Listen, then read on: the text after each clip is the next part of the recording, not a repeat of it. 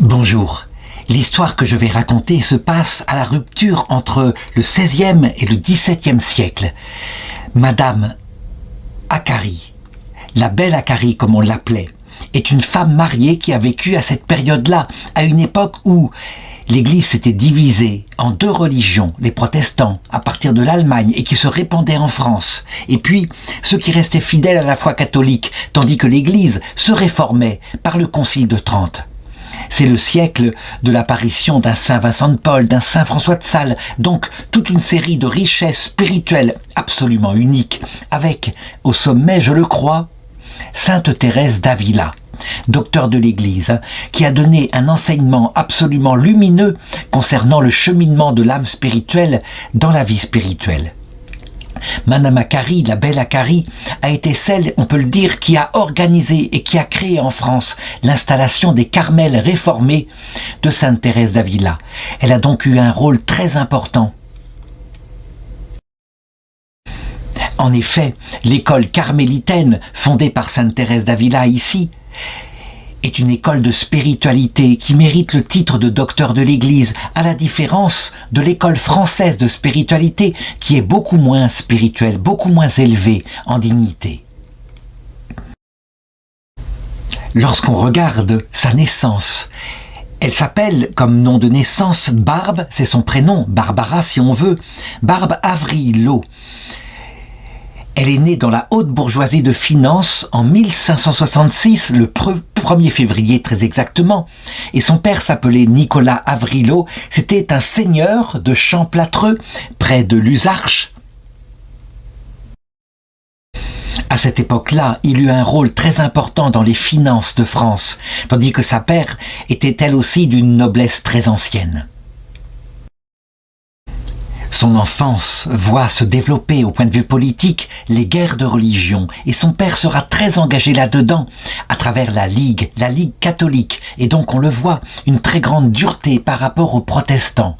Évidemment, il cherchera avec sa mère à donner à leur fille la meilleure éducation et donc ils la placeront auprès de Clarisse, auprès de sa tante Isabelle L'Huillier à Notre-Dame de Longchamp. Et c'est là, chez ces religieuses, qu'elle apprendra tout ce dont elle a besoin pour plus tard, pour sa vie. Apprendre à lire, apprendre à écrire, apprendre à chanter et, au-dessus de tout, apprendre à prier. Il faut savoir que ces religieuses sont prêtes à accueillir dans leur communauté. Si la vocation se développe, des jeunes filles, elles peuvent y entrer si elles veulent, mais elles peuvent aussi en sortir pour se marier. Eh bien, elle va faire le choix, alors qu'elle est toute jeune et qu'elle a développé un fort caractère à l'âge de 14 ans, le choix d'entrer dans la vie religieuse. Ça lui paraît d'autant plus possible que à Paris règne la peste et le choléra. Ce sont des épidémies terribles. Cependant, évidemment, ses parents ne l'avaient pas mise ici pour qu'elle devienne religieuse, ils l'avaient mise ici pour qu'elle ait la meilleure éducation. Et donc, quand elles apprennent sa résolution, ils en veulent terriblement aux religieuses et en particulier à sa tante, et sa mère en particulier va la retirer de ce couvent pour la ramener à la maison. Pour sa maman, il n'est pas question qu'elle soit religieuse. Qu'elle le veuille ou non, de gré ou de force, elle se mariera. C'est son rêve, elle veut être grand-mère et donc il n'est pas possible que le Seigneur lui prenne ainsi son unique enfant. À l'âge de 16 ans et demi, obligée par l'autorité de ses parents, on lui prépare le mariage, elle épouse donc un homme qui s'appelle Pierre Akari. C'est un notable français, il est membre aussi du parti ligueur. Il faut imaginer ce passage de sa vie qui sera sans doute l'un des plus durs. Elle résiste à la volonté de ses parents. Elle le dit, « Je suis maintenant une adulte et je veux rentrer dans la vie religieuse. » Sa mère ne va jamais céder et je dirais même qu'elle va lui imposer de dures pénitences, des privations de nourriture, des punitions dans sa chambre où elle l'enferme sans chauffage, au point qu'à un moment donné, il fait si froid cet hiver-là, elle attrapera une sorte d'engelure à un pied qui lui restera toute sa vie, qui ira même jusqu'à atteindre l'os. Pierre Akari a 6 ans de plus qu'elle. C'est un jeune homme formidable qui fait partie du même parti que son père et donc, forcément, il a son affection. Il est aussi le fils unique du vicomte de Villemort, seigneur de Montbrost de Roncenay. Et finalement, ce couple va être un couple parfaitement heureux. Non, je ne veux pas dire que son mari était parfait, il avait des défauts.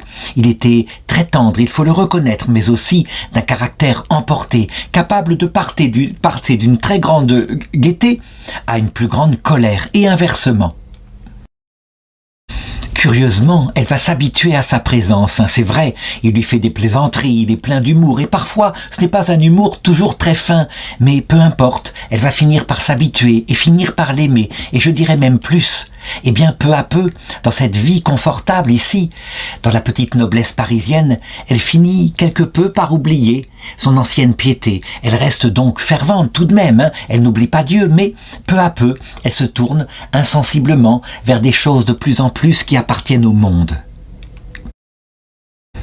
Je dirais même qu'au bout d'un certain temps, eh bien, elle se met à aimer ce mari vraiment tendrement, et l'amour va donner une grande fécondité, puisque d'abord, ils vont avoir 3 premiers enfants, très vite. Nicolas,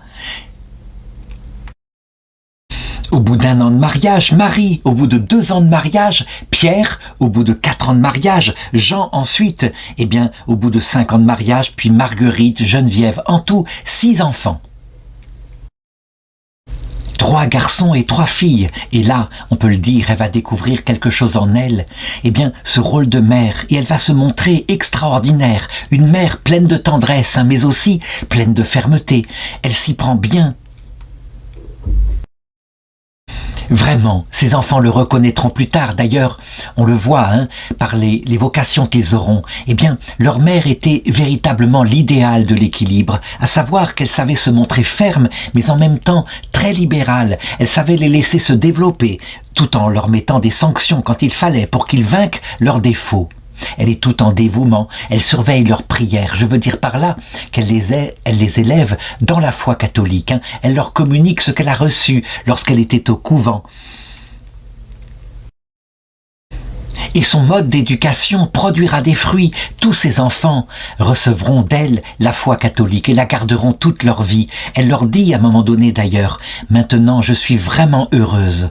Je vois que vous aimez Dieu et que Dieu vous aime. » Attention, je ne veux pas dire qu'elle est parfaite. Saint Paul l'avait dit, lorsqu'on est marié, on est divisé. Eh bien, de fait, elle est un peu divisée.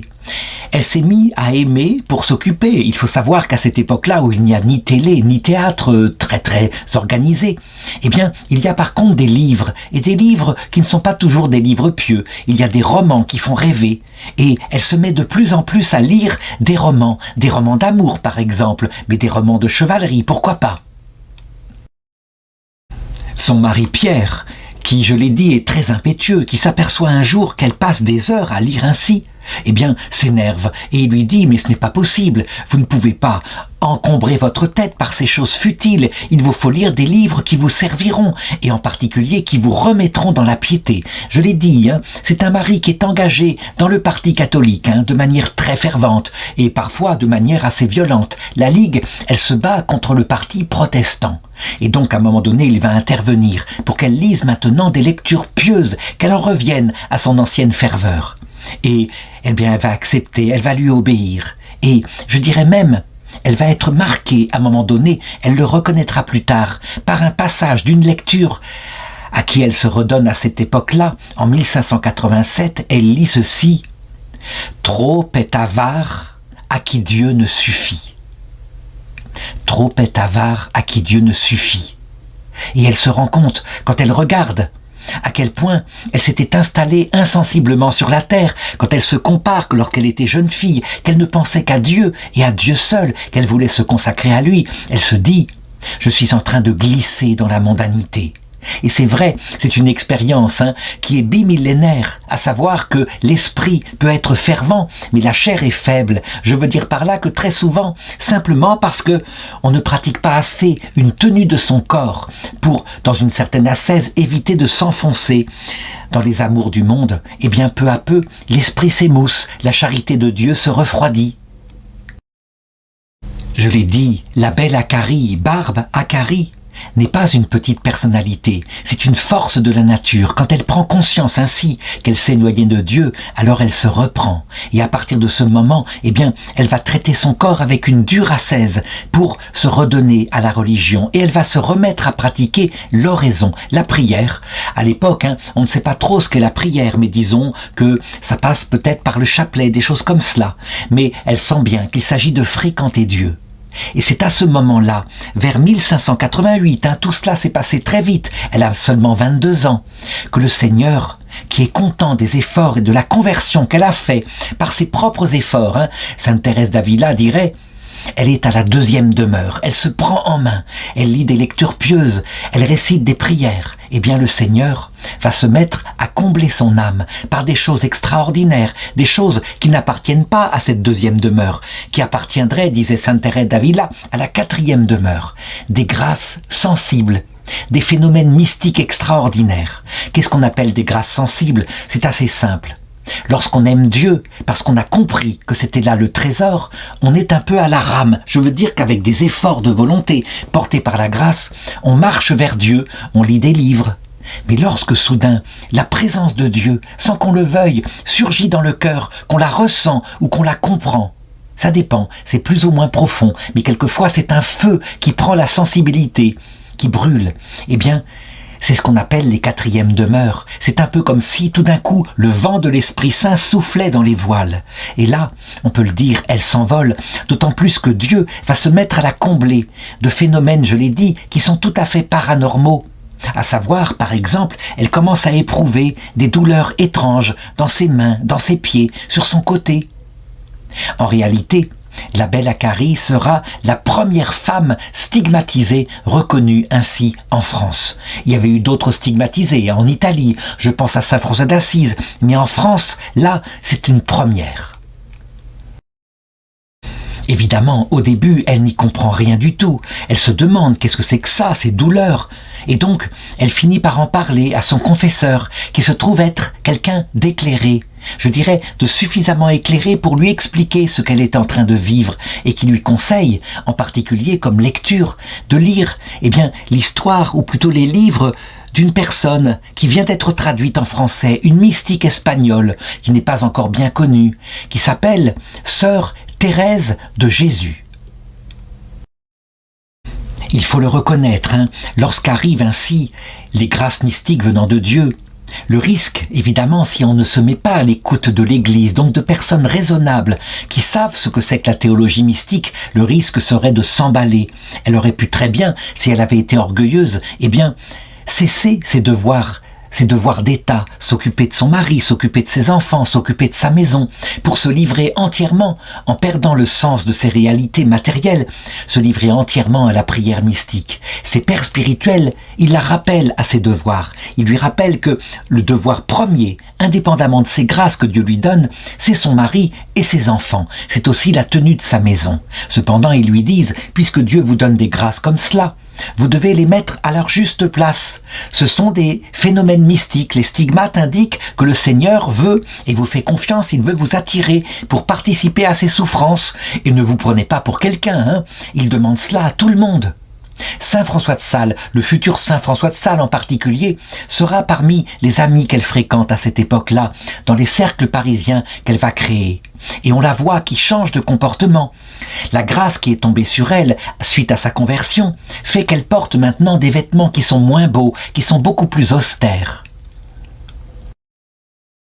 C'est curieux, mais instinctivement, elle prend conseil de plusieurs conseillers spirituels, un capucin qui s'appelle Benoît de Canfeld, et puis un moine chartreux, Richard Beaucousin.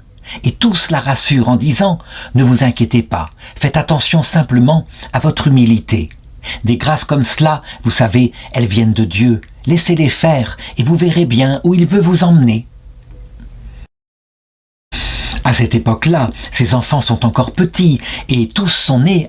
Les 6 enfants sont nés. Il la voit parfois qui, tout d'un coup, est saisie, qui est partie, qui quitte le monde, qui est en fait entrée en extase. Au début, il s'inquiète, et il se demande, est-ce que maman est morte? Mais non, elle ne peut pas être morte, puisqu'elle est assise sur son fauteuil. Et puis, ils finissent par s'habituer à ces espèces d'absences. En fait, ce sont des extases mystiques. Le Seigneur la saisit, entraîne son âme dans la contemplation et elle perd tout contact avec la réalité.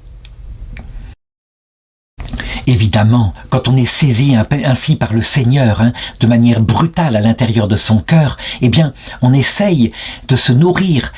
Et la meilleure façon pour se nourrir, c'est de réunir dans sa maison des âmes qui sont réputées spirituelles, qui sont converties, qui sont profondément catholiques, mais selon un catholique qui n'est pas aussi guerrier que ce que fait son mari, un catholicisme profond. Et donc, elle va commencer à réunir dans sa maison, d'abord son cousin, il s'appelle Pierre de Bérulle. C'est un jeune prêtre. Et il va être très intéressé par ce qui lui arrive. Mais aussi, je l'ai dit, ce prêtre capucin, Benoît de Cansfield, André Duval, qui est un docteur en théologie, Michel de Marillac, une famille célèbre, Louise de Marillac, on sait qu'elle deviendra sainte. Saint Vincent de Paul, le futur Saint Vincent de Paul fréquente sa maison, ainsi que Saint François de Sales, le cardinal François de Sourdis. C'est un cercle qui est là et qui discute de théologie, qui ne fait pas que lire l'Évangile, qui lit aussi des livres de spiritualité, en particulier, par exemple, les mystiques flamands, comme Maître Eckhart. Ça les séduit énormément. Une mystique qui d'ailleurs, à un moment donné, aura tendance à être condamnée par l'Église parce que le langage est tellement amoureux qu'il peut mettre l'âme en danger. On pourrait prendre au sens propre des expressions qui sont en fait le feu de l'amour. Un peu comme si on disait à son épouse bien-aimée, « Eh bien, tu es mon tout, je veux disparaître complètement pour que toi seul existes. » Évidemment, il faut comprendre, ça veut dire que sa vie est dans l'amour de cette femme, il ne s'agit pas matériellement de disparaître. Le cercle qu'elle construit est tellement intelligent et tellement nourrissant que des personnes de la haute noblesse de cette époque-là viendront parfois le fréquenter. C'est le début des salons qu'on verra un peu plus tard, qui malheureusement deviendront des salons mondains, où on parlera plutôt de littérature, mais là, on parle d'amour de Dieu, on parle de spiritualité, de sainteté. Marie de Médicis, la reine elle-même, viendra et fréquentera, ainsi que la marquise de Magnolet, le marquis de Bréaupré. On lui parle de nouveau de cette mystique espagnole, assez inconnue, mais qui a écrit des livres qui semblent très intéressants, que certains considèrent comme une grande spirituelle et surtout une femme de bon sens. Je l'ai dit, Thérèse d'Avila. Et donc en 1601, malgré au début une certaine méfiance, c'est un peu compliqué, c'est un livre intellectuel, elle est plus portée à des affaires sentimentales. Eh bien, elle accepte de se faire lire les œuvres de Sainte Thérèse. Et elle est complètement stupéfaite parce qu'écrit Sainte Thérèse. Tout devient clair. Par exemple, lorsqu'elle a ces phénomènes mystiques, elle explique d'où ça vient. Elle explique la place exacte que doivent avoir ces phénomènes mystiques extraordinaires. Il ne faut pas trop s'y attacher. Ils sont dangereux. Lorsqu'on est au début de sa conversion, on pourrait se croire saint. Mais lorsqu'ils viennent, eh bien, ce sont des cadeaux du Seigneur. Il faut les prendre comme tels. Il est en train de nous attacher à lui. Elle y apprend des leçons absolument stupéfiantes, par exemple concernant la nuit des sensations. La nuit des sens, une épreuve particulière qu'elle avait bien éprouvée, mais dont elle n'osait pas parler à ses confesseurs. Le fait d'être à la messe comme une pierre, partie dans l'imaginaire, de ne plus ressentir la présence de Dieu, d'être attiré pour revenir au loisir mondain d'avant. C'est la nuit des sensations, quand on ne ressent plus le Seigneur, et elle comprend pourquoi le Seigneur envoie ce genre de nuit. De manière à ce qu'on apprenne à l'aimer pour lui-même, indépendamment du plaisir qu'il donne. À partir de là, elle va faire de Sainte Thérèse d'Avila, dont elle ne sait pas encore qu'elle deviendra un jour docteur de l'Église, docteur mystique. Elle en fait sa maîtresse spirituelle. Elle lit sa vie, le traité du château intérieur, qui est le traité le plus important sans doute de ses œuvres, puisqu'il décrit, sous forme d'un château et d'étapes successives, la progression de la charité, peu à peu, qui pousse pour arriver à un amour total, un amour dépouillé, dans une âme humble. Elle lit aussi le chemin de la perfection. La vie carmélitaine, puisque Sainte Thérèse décrit les épreuves spirituelles pour des religieuses du Carmel, des religieuses qu'elle a réformées en Espagne. Cette vie carmélitaine l'attire, mais évidemment, elle ne peut du tout y rentrer. elle est mariée, je l'ai dit. Cependant, eh bien, elle va essayer de créer maintenant dans sa maison, suite en particulier à un phénomène que je voudrais raconter, qui va lui arriver entre 1601 et 1602, alors qu'elle s'est retirée pour une petite retraite à la basilique Saint-Nicolas du Port, dans le duché de Lorraine.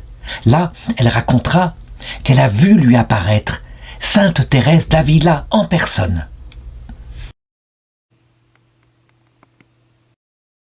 Elle était là, lumineuse, bouleversante, et elle lui a demandé explicitement d'introduire en France le Carmel qu'elle n'avait pas pu introduire, mais qu'elle souhaitait tellement introduire en France, tant elle souffrait, tant elle était sur la terre, des malheurs spirituels de la France. Évidemment, c'est une chose qui lui prend à cœur maintenant. Elle veut obéir à cette vision qu'elle a eue. Mais comment introduire en France le Carmel? Elle n'a que les livres. Il lui faudrait des religieuses expérimentées, des religieuses qui ont été formées par Sainte Thérèse d'Avila. Et ça, il faut les faire venir d'Espagne. C'est pratiquement impossible. En tout cas, elle décide dans sa maison, puisque elle a une femme de ménage qu'elle a embauchée, qui est extrêmement pieuse, qui estime avoir une vocation religieuse, eh bien, elle décide avec d'autres jeunes femmes de créer dans sa maison un petit groupe qu'elle reçoit de cette façon-là et qui vivront déjà une forme de vie religieuse en s'approchant comme elles le peuvent, en improvisant de ce qui se passe au Carmel. Cette femme de ménage qui s'appelle Andrée Lavoie sera la première carmélite française, on peut le dire, mais il y a aussi d'autres jeunes filles et des jeunes veuves qui sont avides de spiritualité. Et donc, eh bien, elle crée ce cercle, mais elle en parle autour d'elle. Il faudrait évidemment des religieuses davantage expérimentées. Comment faire? Et ce qui est très curieux, c'est qu'elle en parle à des amies de la haute noblesse, comme Madame de Longueville, Madame d'Estouville, qui l'approuvent complètement. Je dirais même plus que les amis du cercle de partage d'évangile qu'elle a créé, François de Sales, Monsieur de Bérulle, son cousin, ils sont tout à fait d'accord. Il y a là une haute école de spiritualité. Et donc, ils vont faire des pieds et des mains pour obtenir là-bas, depuis l'Espagne, la venue de religieuses. Mais nous n'en sommes pas là. Je voudrais raconter parallèlement comment se passe sa vie de famille. Eh bien, elle se passe très bien en ce qui concerne l'éducation des enfants qui poussent véritablement dans un grand équilibre, avec une haute spiritualité qui se cultive, qui promettent pour leur avenir. Mais en ce qui concerne son mari, eh bien, lui, il s'engage avec quelque peu d'imprudence dans la Ligue qui est, je dirais, un parti de catholiques un peu excités, un peu fanatiques, qui sont très guerriers, pourquoi pas, oui, ils n'hésitent pas quand il le faut à sortir les armes. Son mari se mêle avec son tempérament bouillant aux guerres de religion et, par exemple, en 1589, alors qu'elle a 23 ans, voici qu'il y a la bataille de Senlis, une bataille extrêmement sanglante qui fait 1200 morts et peut-être 3000 blessés. Qu'est-ce qu'elle fait alors? Eh bien, la belle Acarie se rend à l'hôpital Saint-Gervais, qui est rempli de blessés. Et là, elle va passer des jours et des jours avec sa belle-mère à aider les blessés, à panser leurs plaies. Et la guerre continue. 1 an plus tard, c'est le siège de Paris, par Henri IV. Et ce siège va durer de mai à septembre.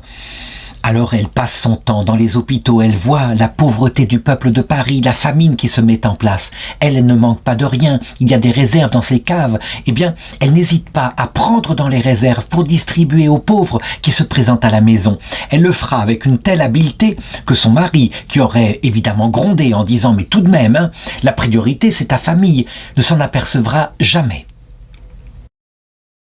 Et il n'y a rien à faire, Pierre Acarie entre dans des complots. Oui, des complots. Il fait partie des 40. Il est même mêlé à l'assassinat du président du Parlement, qui s'appelle Barnabé Brisson. Ça se passe en 1591. Elle a 25 ans. Il est évident que quand Henri IV prend la ville de Paris en 1594, aussitôt, les plus excités parmi les catholiques sont bannis de la ville. Et eh bien, il est contraint, lui, Pierre, de s'enfermer chez les Chartreux à Bourgfontaine, près de Soissons. Mais il n'a pas fini avec ses ennuis, le pauvre, parce que voilà que des protestants, furieux qu'il ait fait tellement de combats contre leur parti, décident de l'enlever et de demander une rançon. Pierre, qui était véritablement engagé et qui mettait même les biens de sa famille en danger, s'était porté garant et avait prêté de l'argent pour la Ligue, si bien que voilà que les huissiers se présentent à la maison et que ses biens sont confisqués, saisis. Eh bien elle est là, courageuse, présente, avec une force de caractère qui montre qui elle est.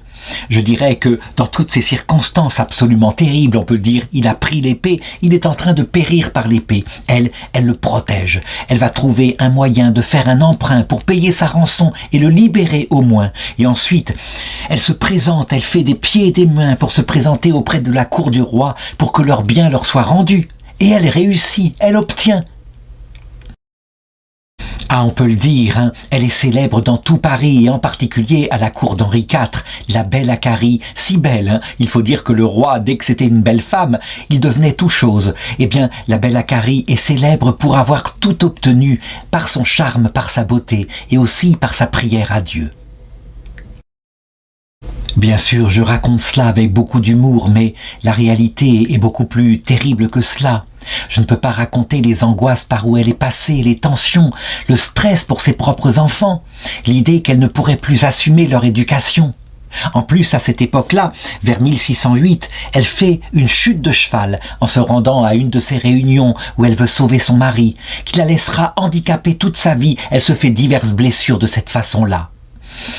Probablement que le Seigneur, qui voit cette femme si brillante, si forte, hein, une véritable force de la nature, eh bien, il veut aussi maintenir son âme dans l'humilité. C'est comme ça qu'il faut prendre les malheurs lorsqu'ils arrivent. Dans toute cette agitation, on aurait pu penser que, à un moment donné, eh bien, elle prie un peu moins. En réalité, de plus en plus, elle trouve sa force dans le Seigneur et elle se tourne véritablement vers les aides qu'il lui donne, à savoir l'Eucharistie, le culte de la Vierge Marie, le culte des saints.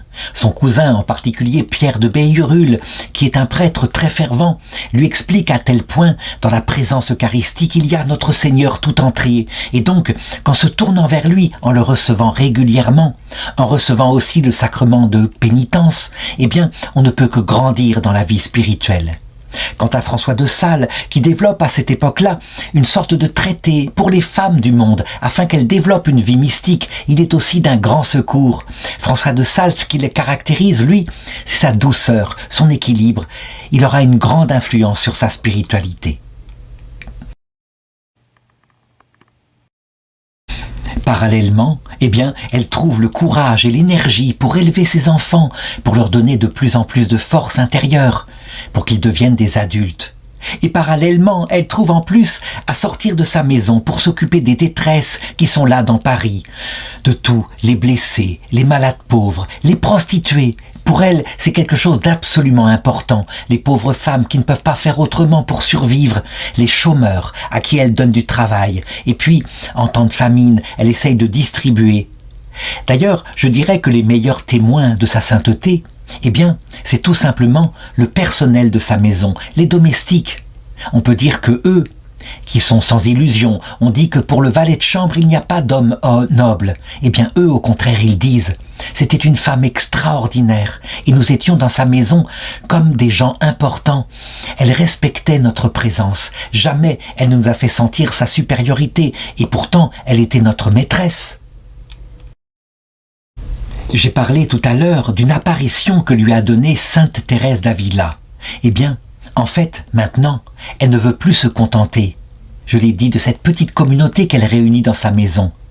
Et elle obtient, avec son cousin, le futur cardinal de Bérulle, de rentrer en négociation avec les carmélites espagnols. Elle veut que viennent ici en France des carmélites qui seraient volontaires, et en particulier des disciples directs de Sainte Thérèse d'Avila. Eh bien, au bout d'un certain temps, parce que les religieuses en Espagne savaient que Sainte Thérèse d'Avila avait toujours souhaité ça, sans compter l'une de ses meilleures disciples, sa secrétaire, Anne de Saint-Barthélemy, une petite paysanne qui avait appris à lire ensuite en devenant carmélite. par la demande expresse de Sainte Thérèse d'Avila, qui était devenue sa secrétaire, qui avait intégré sa spiritualité, mais qui avait toujours voulu rester sœur converse. Ça veut dire une sœur au voile blanc, pas le voile nard des seuls de cœur, mais une petite sœur qui faisait la cuisine. Eh bien, avec 6 autres sœurs, des sœurs de cœur, elles vont être volontaires et accepter de venir en France, malgré la différence de la langue, afin de fonder en France, à l'appel des Français, des Carmels. Il faudra même faire intervenir auprès du roi d'Espagne, Henri IV, pour convaincre les carmélites, mais elles finiront par céder, et c'est ainsi que le 15 octobre 1604 est fondé en France le premier Carmel, selon la règle des chaussées. La règle des chaussées, c'est tout simplement la réforme qu'avait voulu Sainte Thérèse d'Avila. Sainte Thérèse d'Avila, rappelons-le, c'est une jeune fille née en 1515 et qui, au départ, n'avait pas vraiment la vocation, qui rentre au couvent parce qu'elle ne veut pas se marier et entrer sous la domination d'un homme. Elle préfère être religieuse après tout. Mais le Seigneur va la rattraper, mystiquement, et là, introduit dans la vie spirituelle, devenue convaincue que la vocation, c'est la bonne. Elle se rendra compte très vite que les Carmels en Espagne sont assez dégradés, assez décadents, assez relâchés. C'est une vie un peu mondaine qu'on y vit. Et donc, elle voudra fonder un Carmel selon la règle primitive du Carmel, qui était un ordre religieux fondé au XIIe siècle ou au XIIIe siècle en Terre Sainte, à l'époque des croisades. Elle veut remettre au centre de la vie religieuse les 2 pieds qui permettent au monial de progresser, à savoir d'abord le pied droit, le plus important de tous, l'oraison du cœur. Pour Sainte Thérèse d'Avila, le centre et le sommet de la vie chrétienne, c'est l'oraison du cœur. Le Seigneur veut habiter avec son Esprit Saint dans notre cœur et l'oraison consiste simplement à le fréquenter dans le cœur à cœur d'un dialogue réciproque, un peu comme dans une vie conjugale lorsqu'elle est très fervente. Et puis, le 2e pied, c'est l'ascèse. Il faut tenir la règle des carmes, à savoir, si on ne tient pas son corps, d'une manière ou d'une autre, par des jeûnes, par l'obéissance et les 3 vœux, pauvreté, chasteté, eh bien, on finira, parce que la chair est faible, par oublier le Seigneur. Donc, elle remet ces choses-là. Et il faut bien noter que toutes ces œuvres, sans exception, tournent autour du développement de l'oraison du cœur. Pour elle, le centre de la vie chrétienne, c'est l'oraison du cœur. C'est quelque chose qui est très important et je vais montrer comment par la suite, ces Carmels qui vont se fonder en France vont être quelque peu troublés à cause d'un homme pourtant de très bonne volonté qui aura un grand impact sur l'Église de France et qui ne sera jamais docteur de l'Église, à savoir Pierre de Bérulle, le cousin justement de la belle Acarie. Pierre de Bérulle qui lui est prêtre, qui bientôt deviendra évêque puis cardinal, mais qui a une spiritualité sacerdotale.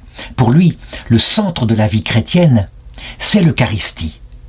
Et c'est aussi les sacrements qui conduisent à l'Eucharistie. Ce qui est tout à fait normal pour une spiritualité de prêtre. Le prêtre doit se sanctifier parce qu'il constitue son ministère. Il y aura très vite, lorsque les sœurs vont arriver ainsi en France et que, peu à peu, la petite sœur dont j'ai parlé tout à l'heure,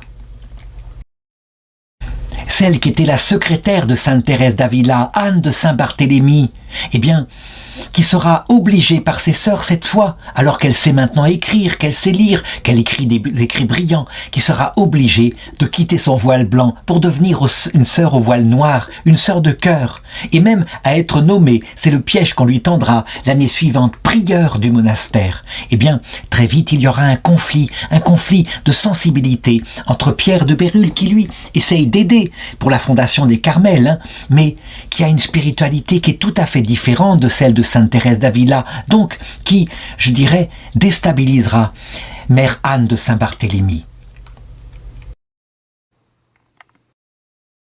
Je dirais qu'au plan de la spiritualité, nous restons marqués par ce conflit, si on peut parler, c'est pas vraiment un conflit, disons, ce débat spirituel. Qu'est-ce qui est premier? L'oraison du cœur ou l'Eucharistie? C'est une question. En réalité, eh bien, la réponse, elle avait été donnée par Saint Jean Chrysostome dès le IVe siècle. Les deux sont absolument inséparables.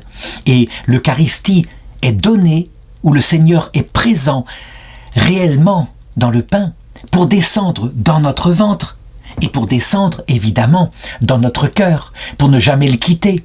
Le but de l'Eucharistie, c'est l'oraison du cœur. Saint Jean Chrysostome avait pris une comparaison pour bien montrer le rapport entre l'Eucharistie et l'oraison du cœur. Il disait, c'est exactement le même que dans le couple amoureux, le rapport entre l'amour des époux et le don de leur corps mutuellement. Qu'est-ce qui est le plus important ? Eh bien, on pourrait se passer du don physique de leur corps.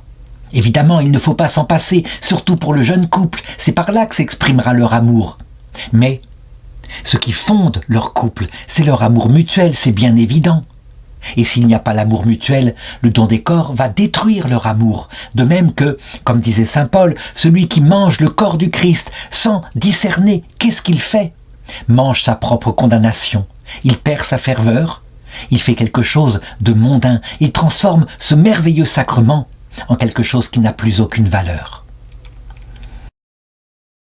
Madame Barbe Accari participe à tous ces débats, elle se fait une idée et elle voit bien que celui qui a raison, celle qui a raison, c'est Anne de Saint-Barthélemy, qui parle comme elle le peut, qui parle avec un accent espagnol très marqué, mais c'est elle qui a raison, visiblement. Tandis que Pierre de Bérulle, lui, sans s'en rendre compte, il trouble les fondations du Carmel. Pourtant, il va être absolument fondamental et avec son entre-gens, sa connaissance des milieux religieux de Paris, il va être à la source de la fondation de plusieurs dizaines de Carmels sur toute la France. Je voudrais citer les premiers Carmels, Pontoise en 1605, Dijon en automne 1605, Amiens 1606, Tours 1608, Rouen 1609. Partout, on est en train dans chaque grande ville de France de fonder un Carmel qui est comme un cœur battant, d'où la spiritualité thérésienne peut se répandre en France. La belle Accari, pendant ce temps, elle va aider à bien d'autres fondations, comme par exemple les Ursulines, un peu partout en France. C'est un ordre contemplatif, mais qui est chargé de l'éducation des jeunes filles. C'est quelque chose de fondamental. On le voit, elle est au cœur battant de la vie de l'Église de France. Parallèlement, elle est en train, peu à peu, d'installer ses enfants. Bientôt, ce sera son aîné, Nicolas, qui étudie le droit et qui se marie à l'âge de 22 ans. Puis Pierre, son second fils, décide d'entrer dans un ordre extraordinairement fervent, les Jésuites. L'ordre des Jésuites, fondé par saint Ignace de Loyola, a deux orientations dans son apostolat. En Europe, lorsqu'il est présent, des collèges, pour que la jeunesse apprenne la foi. Et puis, à l'extérieur, lorsqu'on parle aux missions pour annoncer l'évangile, la prédication.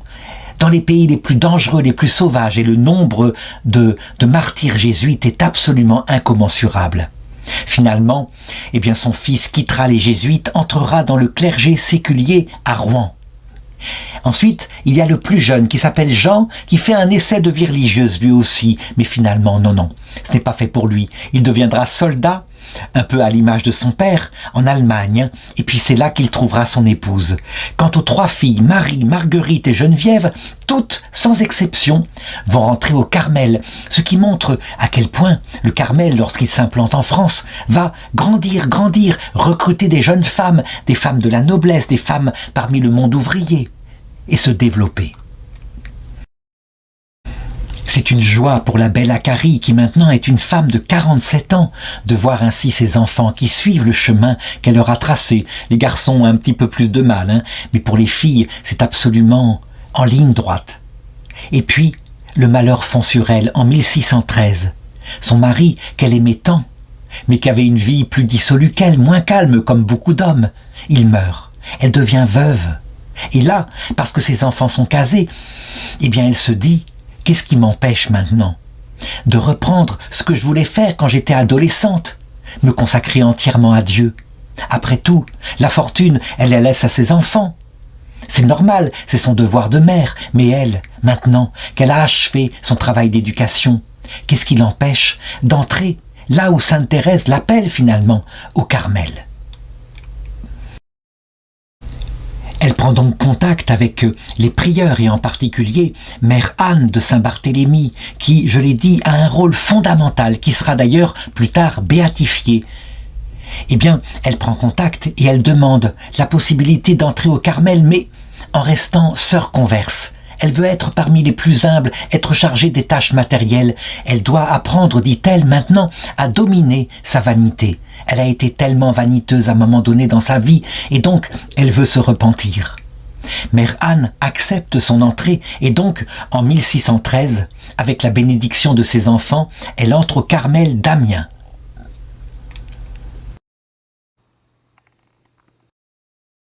Et c'est ainsi qu'elle rejoint ses 3 filles, sa fille aînée Marguerite, qui s'appelle maintenant sœur Marguerite du Saint-Sacrement, et ses 2 autres filles, Marie et Geneviève, qui sont au couvent de l'Incarnation, qui sont entrées depuis 1608.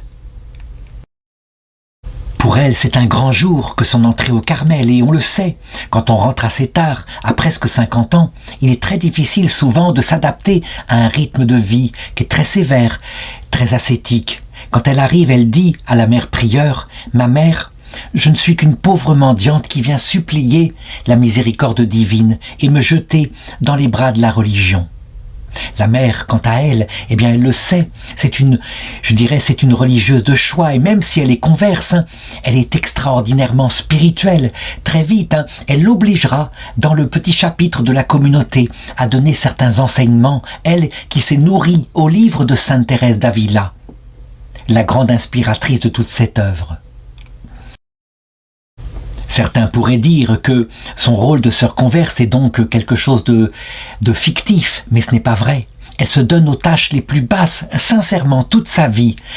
Elle file des bas, elle s'occupe de l'office, elle va à la cuisine, la vaisselle, le raccommodage. Elle est présente à toutes les tâches matérielles, et ceci, elle le fera toute sa vie.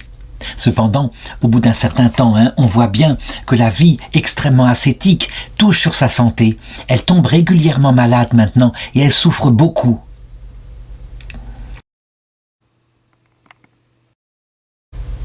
En 1616, au nom de l'obéissance, on l'envoie au Carmel de Pontoise, dans la région parisienne. Et c'est là qu'elle va passer, toujours avec ses difficultés à cause de la dure ascèse, les 2 dernières années de sa vie. Comment peut-on résumer la spiritualité qu'elle développera ainsi, se préparant à la venue du Seigneur? Eh bien, si pour Sainte Claire d'Assise, c'était Dame Pauvreté à l'école de Saint-François, sachant que la pauvreté matérielle est une aide physique pour une vraie pauvreté, qui compte avant tout, la pauvreté spirituelle. On sait que chez les franciscains, très souvent, on a exalté la pauvreté matérielle au point d'en oublier l'humilité. Eh bien, pour elle, qui a été formée à l'école de Sainte Thérèse d'Avila, son maître mot, c'est l'humilité. Je dirais qu'elle travaille énormément l'humilité parce que justement, elle se méfie d'elle-même, elle le sait. C'est le risque pour elle. Le plus grand détachement, c'est le détachement par rapport à sa réputation, le regard des autres. Il faut qu'elle s'abaisse. En réalité, lorsqu'on regarde la spiritualité des gens, on voit qu'il y a 2 façons d'être humble. Une façon qui est assez rare, mais qui existe tout de même. Il y a des personnes qui simplement savent qu'elles ne sont rien, qui sont simplement humbles. Et puis, il y a des personnes qui savent qu'elles sont quelque chose, qui ont des qualités, et c'est son cas, c'est une femme entreprenante. Et donc, elles se battent pour devenir humbles. Elle va faire cela dans l'obéissance en particulier. C'est la vertu la plus difficile, mais la plus efficace pour apprendre l'humilité. Et donc, elle va là où on lui donne des tâches.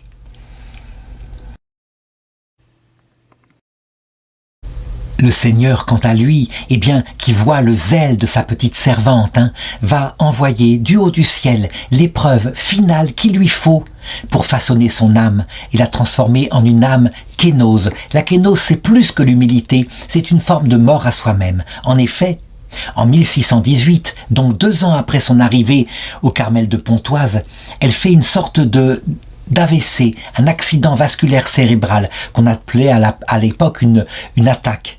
Et donc, elle se retrouve paralysée. C'est sans doute quelque chose, une veine qui a éclaté dans le cerveau, quelque chose comme ça. Elle se retrouve dans une grande pauvreté, mais avec sa lucidité complète. Elle devient dépendante des autres sœurs, et c'est une humiliation, elle qui avait été une femme tellement active tout au long de sa vie. Mais les autres sœurs, elles ne trouvent pas que c'est une humiliation, elles sont tellement heureuses de servir une religieuse si parfaite. Voici quelques réflexions qu'elle donnera avant de mourir. Quoi dit-elle, mourir sans souffrir. Mais le désir de souffrir me fera mourir. Là, certains pourraient s'interroger en disant « Mais n'est-ce pas une forme de masochisme ?» En réalité, la souffrance en elle-même n'a pas tellement d'intérêt, mais c'est par l'effet qu'elle produit. La souffrance, la vraie souffrance, c'est celle qu'on n'aime pas.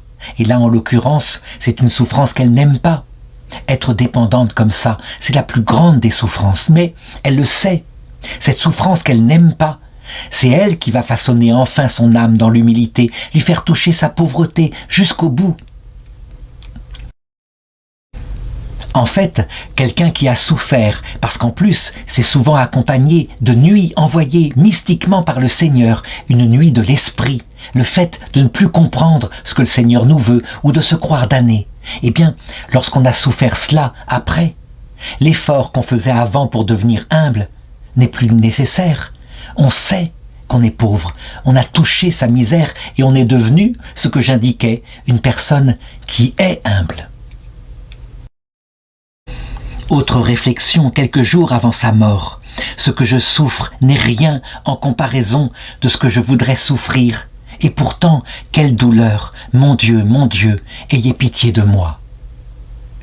On se rappelle que Sainte Thérèse de l'Enfant Jésus, qui était passée elle aussi juste avant sa mort, à l'âge de 24 ans, par ce genre de souffrance, elle dit une fois une chose qui résume la nuit de l'esprit par où elle était passée. Elle a dit à ses sœurs, « Je comprends maintenant ceux qui se tuent. » C'est quelque chose de tout à fait bouleversant que cette phrase. Et je dirais, très souvent, lorsqu'on voit des prêtres qui prêchent, on peut distinguer ceux qui n'ont jamais souffert, qui ont une théorie, qui disent donc, avec saint Paul, vous savez, quelles que soient les épreuves, le Seigneur vous donnera la force de les supporter. Et puis, il y a les prêtres qui ont souffert, et qui disent comme saint Paul, le vieux saint Paul, dans une autre épître, une épître adressée à la même ville, mais 20 ans plus tard. Mes frères, sachez-le, je suis passé par de telles épreuves, de telles souffrances, qu'elles ont dépassé ma capacité à résister. Et j'ai bien cru, à un moment donné, mourir. Il faut regarder ces deux textes qui semblent particulièrement opposés, mais qui montrent ce que c'est que le cheminement spirituel dû à la nuit de l'esprit. Le premier texte, 1 Corinthiens 10, 13, et le deuxième texte, 2 Corinthiens 1, 8. La bienheureuse sœur Marie de l'Incarnation, c'est son nom de religieuse, qu'on appelait aussi la Belle Acarie, meurt finalement le 18 avril 1618 à l'âge de 52 ans, très aimée de ses enfants, entourée de ses sœurs carmélites et de ses amis. À la nouvelle de sa mort, que lorsque elle se répand dans la ville, on n'entend qu'un cri. La sainte est morte, la sainte est morte. Jamais on ne l'oubliera, et les gens viennent autour de son tombeau pour se recueillir et obtiennent des miracles. Elle est enterrée sur un des côtés du cloître du monastère de Pontoise, où elle va demeurer jusqu'en 1643. La chambre où elle a rendu son dernier souffle est très vite transformée en un oratoire à partir de 1630. Donc à peu près 12 ans après sa mort.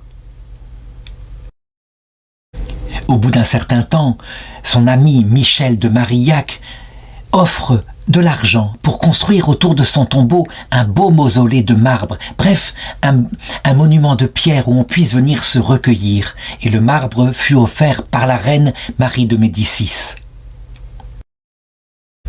Ce qui est très amusant et à noter, c'est que, en 1792, au cœur de la Révolution française, alors que la terreur commençait, eh bien, son corps faillit être profané et son tombeau détruit. Mais, fort heureusement, des carmélites arrivèrent à cacher son corps et ce corps leur fut rendu en 1822.